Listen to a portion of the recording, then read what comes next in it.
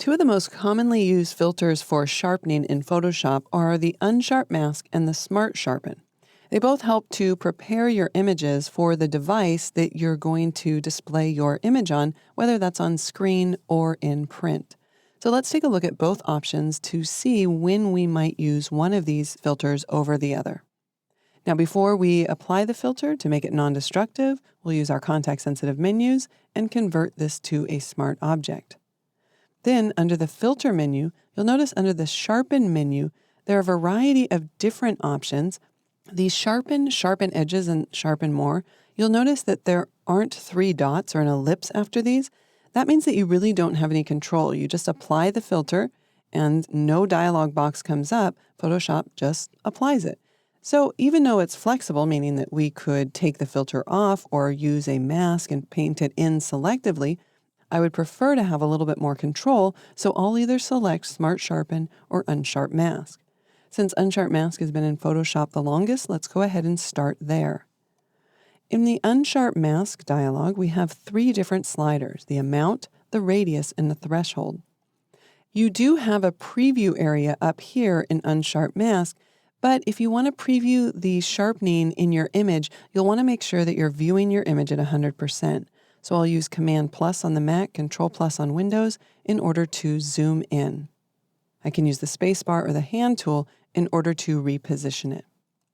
Now, the amount slider is the amount of contrast that Photoshop is going to add when it finds an edge. That's how sharpening tricks your eye into thinking that the image is sharper. It's finding an edge and it's making one side of the edge darker and the other side of the edge lighter. So as we move the amount slider over to the right, you can see the added contrast along the edges. I'll go ahead and leave that set really high for now because I want to bring over the radius slider. The radius slider determines when Photoshop finds an edge, how many pixels are affected by the contrast. When Photoshop finds the edge, like around the wing, how many pixels on the inside of the wing and the outside of the wing should Photoshop apply the amount to? And this dialog box lets you just add a crazy amount of radius. I guess you could add this as like a special effect, but typically you're going to want to keep the radius down between 1 and 2 pixels. Now, the threshold can help you to suppress sharpening in areas that don't have a lot of contrast.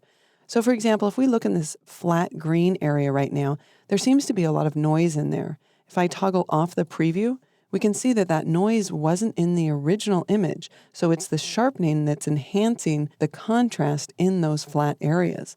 So let's turn back on the preview, and then I'll use the threshold in order to suppress the sharpening in the areas that don't have a lot of contrast. So in this case, we're looking at it in the background. If you're sharpening a portrait, you would want to look at the skin and make sure that you're not sharpening every single pore on someone's skin. You would want to relax that by using the threshold. Now, the amount is still set up way too high, and I know that because I'm seeing not only this halo, but this added contrast in the color values along the edge.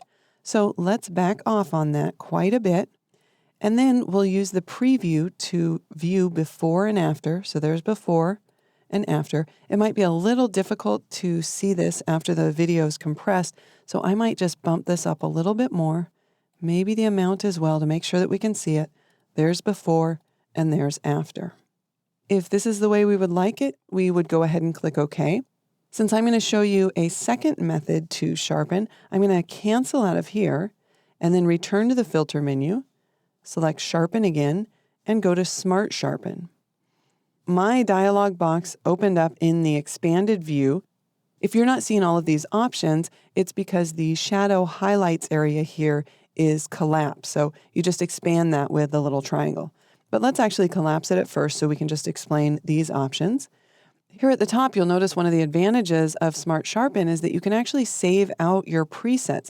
So after I refine all my sliders, I could then choose Save Preset from the list, and then when I want to sharpen another image, I could just select that preset to apply those same settings. So we have the amount slider. The amount slider is the same as in Unsharp Mask, so the amount is the amount of contrast. The radius then determines how many pixels are affected when Photoshop does find an edge.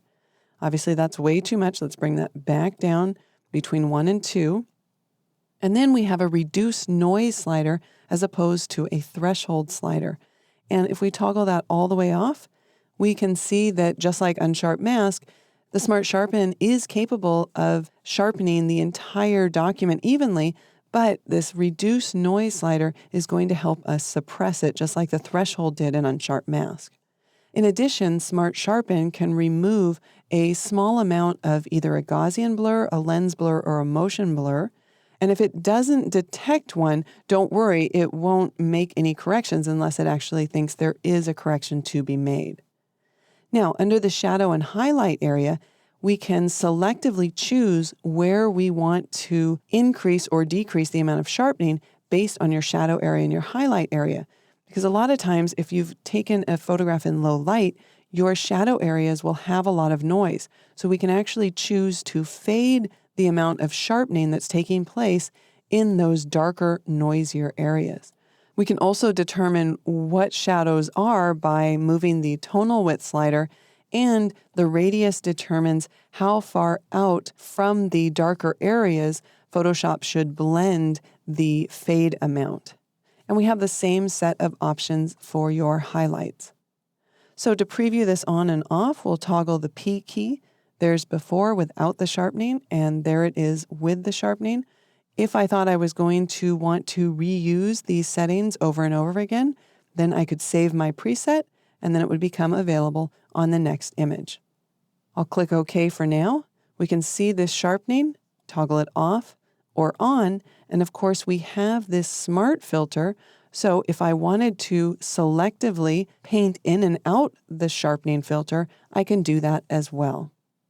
So don't forget, you'll want to sharpen a bit more if you're going to be printing to matte paper and a bit less if you're printing to glossy. Of course, the great thing about it being a smart filter is that if you do decide that you've got too much or too little sharpening after you print the image, you can always go back in and refine it.